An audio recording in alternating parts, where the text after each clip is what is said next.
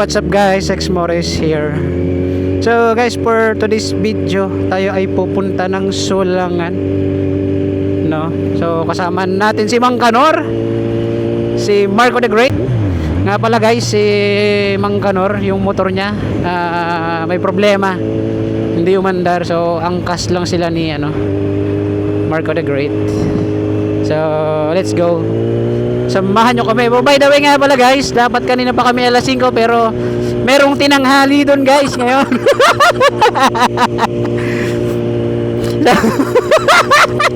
So may tinanghali guys, so hindi namin napigilan ng oras, talagang tuloy-tuloy na siya.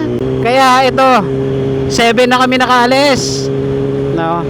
Pero okay lang guys kasi sakto, nag-prepare din ako. Ayan. Kaya goods naman, wala namang problema. Kaya samahan nyo kami kung saan kami pupunta. Guys, let's go!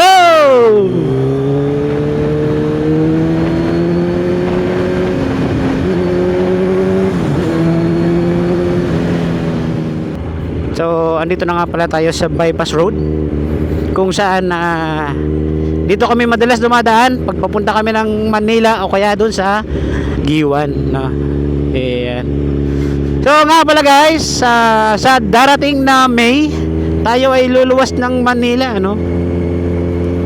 Kumbaga, meron kaming sasadyain doon. Ano tayo? Ewan ko lang guys kung sasama si Marco the Great. Pero yeah. Ewan ko rin kung si Mang Kanor kung gusto sumama para makapunta rin ng Manila ulit. So guys, yan, kung nakikita nyo, yan ang San Juanico. So nandito na tayo sa tuktok ng bypass road. So yan guys, kung nakikita nyo, talagang sobrang maalikabok dito. Grabe, tingnan mo sila, nagtatakip na ng kasi maalikabok. Grabe. So siguro naman gagawin pa nila to, hindi naman na to siguro lifetime Tapos nung galing kaming Manila, dito kami nagpagas. Wow, ang ganda ni ate nung nandyan, no? Yung may aso.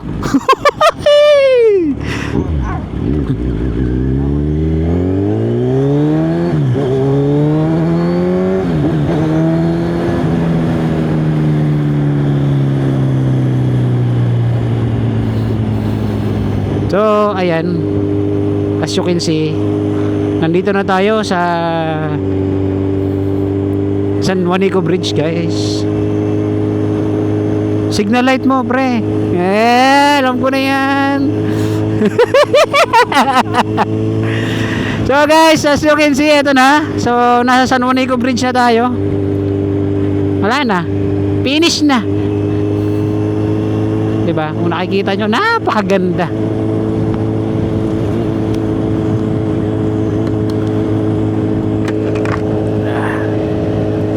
Ayan guys. So ayan yung San Juanico Bridge. So let's go San Juanico. So guys, update na lang ako mamaya, Ang ganda Teka lang guys, ang ganda rito. Yun diba? Kung nakikita nyo kung gaano kaganda, nako, talagang mas maganda pa sa motor ko yan, yung lugar na yan. Ayan may mga floating cottage ba yan? Or yan, mga palaisdaan. Ayan sa gilid. Ha?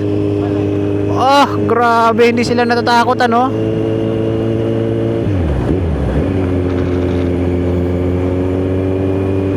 Grabe, ito yung kinakatakutan ko guys, natulay sa totoo lang.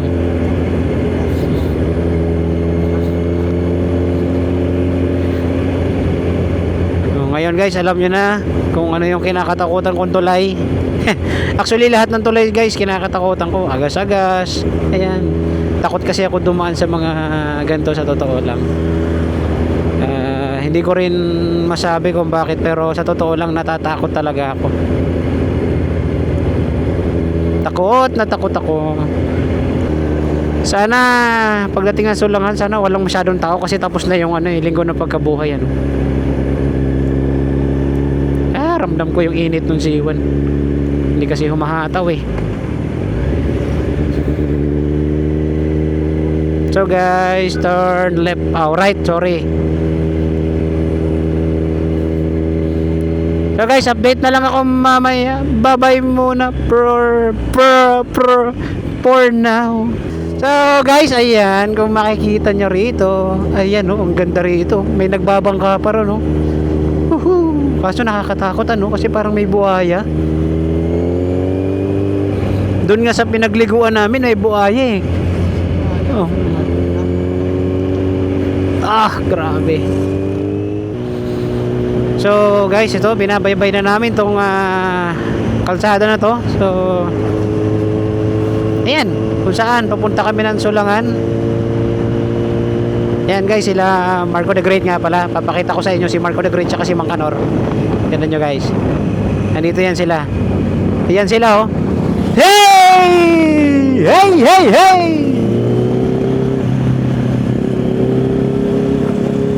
Ayan sila guys oh. Hey! Ang poging-pogi. Yan oh. Ayan oh. Kitang-kita yan boy. So sila guys yung ano natin, tourist guide. Siyempre pag tourist guide talagang nasa likod yan, kasi papahamak niya tayo. Yan. Yung parang diretso lang kayo dyan, pero hindi natin alam bangin na pala. Yan, ganyan sila mag-tour. So guys, yun nga pala sinabi ko kanina na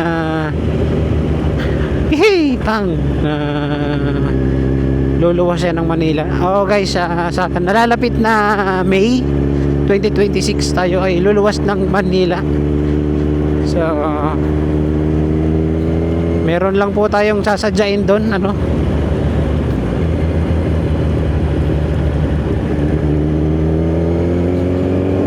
Hindi ko lang alam kung magsisisamahan tong mga to.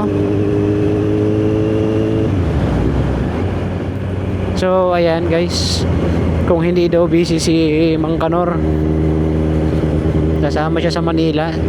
Pero guys, si Marco the Great, sure ako dyan, sasama yan. Kasi kuwan yan eh, mahilig yan sa manok. Kasi papadalan siya ng manok guys. Sa totoo lang guys, naawa ako sa kanya eh. Dahil yung manok niya kasi guys namatay. Nakawala kasi, tapos nagsabong-sabong sila. Yun yung ending, namatay yung manok niya. Tapos nabuhay yung manok ko. Yes!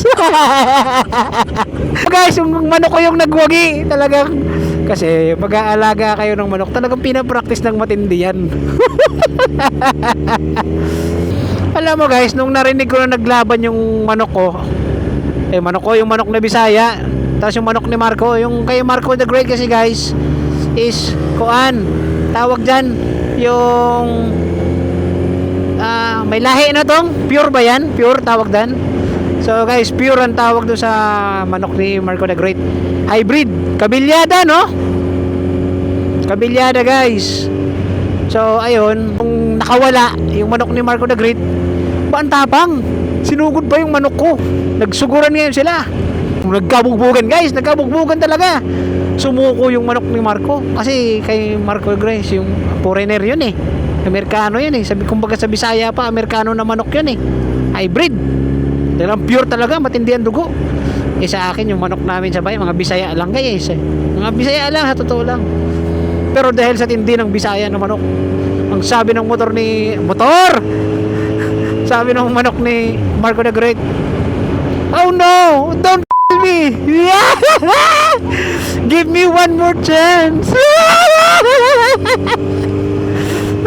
Guys, nalungkot si Marco the Great. At doon nagtatapos ang kwento ng kanyang manok. Talagang dinamdam niya. So nga pala guys, dito kami nag-overnight nila Mang Kanor sa kanila Marco the Great sa Kaluwayan Resort. Yan. Sayang hindi ko na i-vlog yun guys, sayang. So guys, update na lang ako mamaya. Bye-bye muna for now. So guys, nakikita nyo ba yan? Hey hey! Ang ganda rito guys. Ayan oh.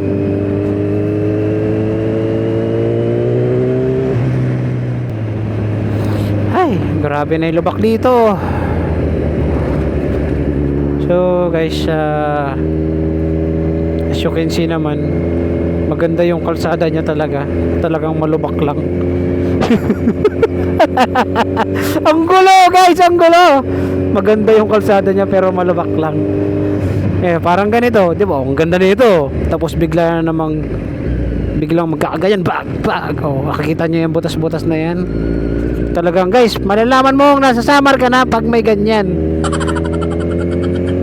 Hindi ko naman sa sinasabi na ang pinakamatinding lubak is nasa Samar ano. Pero syempre dahil dito sa amin sa Leyte, kahit tanungin nyo na lang guys yung mga dumadaan dyan sa Samar kung gaano ka tindi yung kalsada. So wala po akong ibig sabihin doon. Alam po ng mga dumadaan dyan kung gaano katindi yung kalsada sa Samar. Pero ginagawa naman na kasi guys. Kaya masyado kayong ex-moto kasi ano masyado eh, judgmental eh. Guys oh, hindi ko alam kung ano yung nandyan sa taas. Ang ganda tignan. Iyan. So dito talaga guys papuntang Eastern Samar. Talagang paano siya guys, liko-liko. So ganun pa man, sa totoo lang galing pa tayong birthdayhan kahapon. Actually no Sabado pa. Tsaka sinisipon pa tayo guys.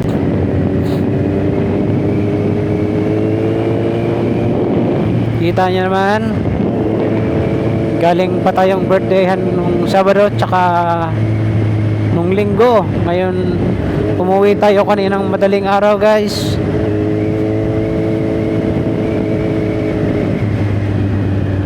At pag uwi diretso rides na to, wala na tong kuan.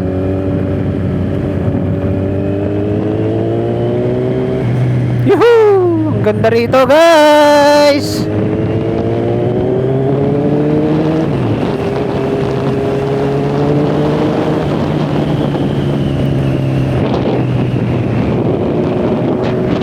May barko pa doon guys oh, makikita nyo oh.